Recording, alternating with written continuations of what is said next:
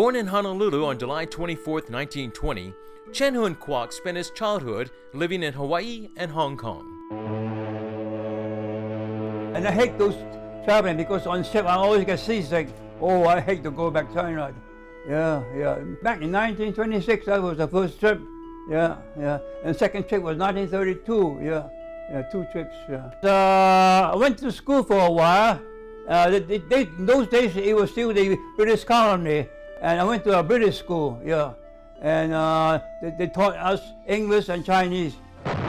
When the Japanese attacked Pearl Harbor in 1941, Kwock was working for a newspaper in Honolulu. I didn't think it was the real one, you know. Yeah, everybody surprised. Yeah.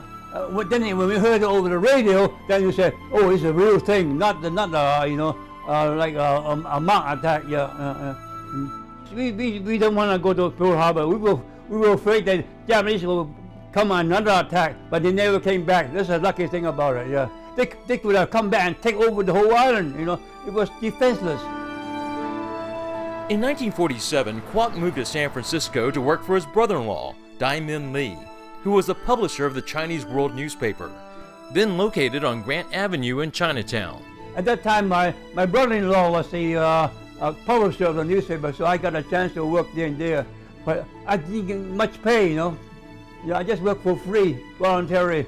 Yeah, in those days, the Chinese company always serve you food. We have free lunch and free dinner. That's all I get. Not much of payment, yeah.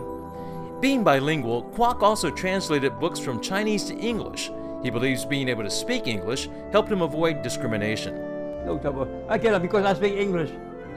Most of those days, when I came to San Francisco, most of the people in Chinatown, they all speak Chinese. And I'm very few people that speak English. Yeah. Nobody said he's a Chinaman. No, nobody ever, pointed at me at that. Kwock would later become the paper's editor, and that meant a chance to travel and meet celebrities. He asked for and received an autographed photo from Albert Einstein. One person who read the Chinese World paper was former U.S. Navy Fleet Admiral Chester Nimitz. He's a subscriber of our newspaper, yeah, so he can read it in Chinese. And he was very interested about China. See, he was one time, his first job in the Navy, he was an ensign stationed in North China, in Qingdao, like Qingdao beer. Qingdao is a little island. Yeah, that's his first job as an ensign. Yeah, so he's very friendly with the Chinese. Very good man, very easygoing. Yeah. Kwock is most proud of his work with President John Kennedy and his brother Robert. He says he was able to help convince them to relax the immigration laws with China. I took over the Chinese World newspaper, the English section. Without the English section, we cannot communicate with John Kennedy. But since we have the English edition, so I wrote in the editorial. I was editorial writer too. So my first day in my taking over the newspaper, I wrote to him immediately, asked him to allow more Chinese coming in. And I was surprised that he agreed within a few days. Yeah. That's a wonderful president we ever had, yeah. Robert Kennedy asked him to let in more Chinese orphans. I said, oh, Chinese, they have the children back in China, and they couldn't come because of exclusion or law against the Chinese.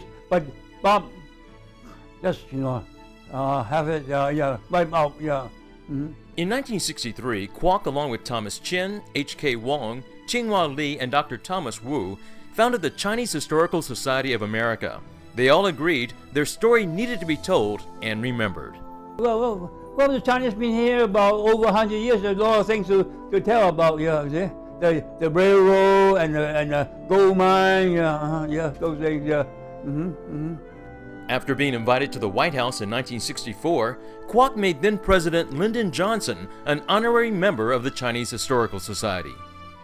At first he refused, He said, why should a U.S. president join a Chinese society?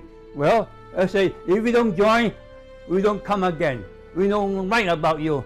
So we put pressure on him too, Yeah, good thing he said okay, yeah. At age 93, Kwock is the only surviving member of the organization's 5 founders. What does he credit his longevity to?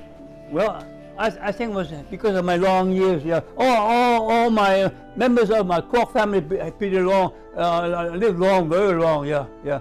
I think it's inherited. Yeah, long years. That's a sign of longevity. Yeah. Mhm. Well, I see. I have no vices. I don't smoke. I don't go fool around with women. You know. I don't drink. You know. So that's a simple life. Just a simple life. Even I'm amazed that I lived that long. Yeah. I have no regret. Yeah. My life is very pleasant. Very pleasant. Yeah. I'm very lucky man. Yeah.